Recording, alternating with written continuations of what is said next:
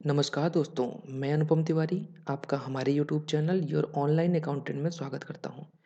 आज की इस वीडियो में हम बात करने वाले हैं कि आईटीआर भरने के फ़ायदे क्या-क्या हैं।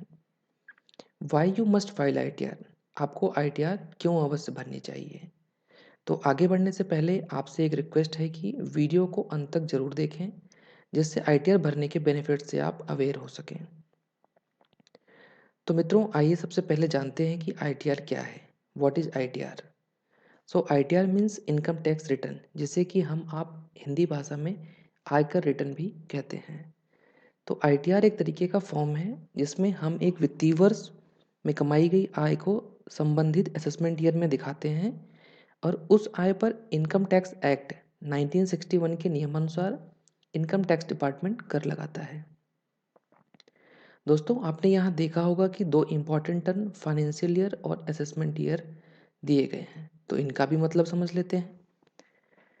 फाइनेंशियल ईयर यानी कि वित्तीय वर्ष, जो कि 1 अप्रैल से 31 मार्च तक होता है और वर्तमान में यह 1 अप्रैल 2022 से 31 मार्च 2023 तक चल रहा है। सो फाइनेंशियल ईयर वह ईयर होता है जिसमें हम और आप अपनी इनकम अर्न करते हैं और असेसमेंट ईयर वह होता है जिसमें हमारी और आपकी अर्न की गई इनकम पर टैक्स की कैलकुलेशन की जाती है। दोस्तों, आइए अब एक एक करके आईटीआर के फ़ायदे जानते हैं। पहला है इजी लोन प्रोसेसिंग, यानी कि आसानी से लोन मिल जाना। दोस्तों, हम में और आप में से ऐसे कई लोग होंगे जिन्हें कभी न कभी पर्सनल लोन, होम लोन या व्हीकल लोन की आवश्यकता पड़ती होगी। तो यदि आप आईटीआर भरते हैं तो आपके लोन की प्रोसेसिंग तेज़ी से और आसानी से होगी, क्योंकि ज़्यादातर सभी बैंक आईटीआर को आय प्रमाण के तौर पर मांगती हैं। अगला है क्लेम टैक्स रिफंड, यानी कि कर वापसी का दावा करना।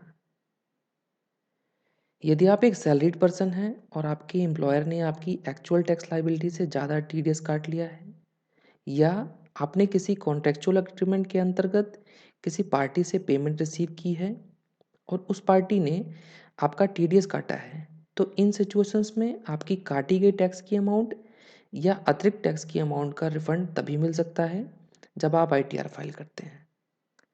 अगला है इनकम एंड एड्रेस प्रूफ, यानी कि आय एवं पता प्रमाण के तौर पर। मित्रों, यदि आप आईटीआर फाइल करते हैं तो आईटीआर को आप आय एवं पता प्रमाण के तौर पर भी उपयोग में ला सकते हैं।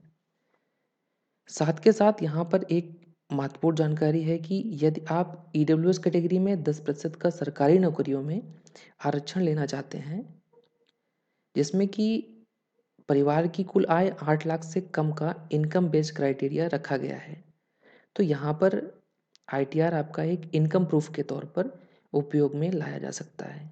अगला है क्विक वीज़ा प्रोसेसिंग, यानी कि तीव्र वीज़ा प्रक्रिया। मित्रों, ज़्यादातर जो एम्बेसीज हैं और कॉन्सुलेट हैं वो वीज़ा एप्लीकेशन के समय पर आपकी पिछले कुछ वर्षों की आईटीआर की कॉपी मांगती हैं। अगला है carry forward and set of your losses, यानी कि हानि को आगे ले जाना और समायोजित करना। दोस्तों, अगर आप आईटीआर भरते हैं तो अपने वर्तमान वर्ष की हानि को बाद के वित्तीय वर्ष में ले जा सकते हैं और उस हानि को बाद के वित्तीय वर्ष में से समायोजित कर सकते हैं।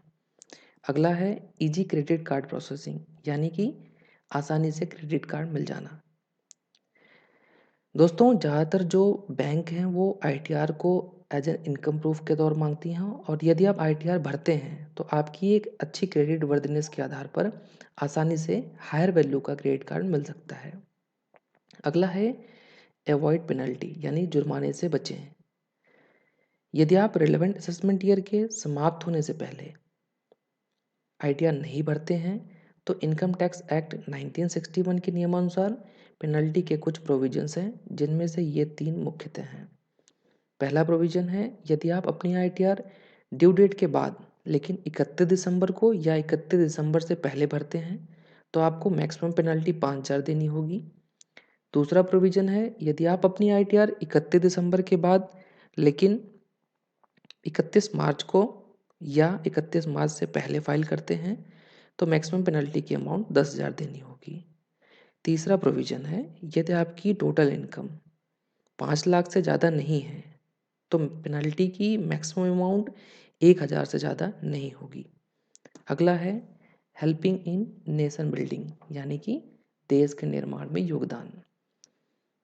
दोस्तों, यदि आप आईटीआर भरते हैं तो आपके द्वारा जमा किए गए टैक्स की अमाउंट से सरकार हेल्थ, इंफ्रास्ट्रक्चर, डिफेंस, स्कूल इत्यादि का निर्माण करती है और एक मजबूत राष्ट्र की ओर अग्रसर होती है।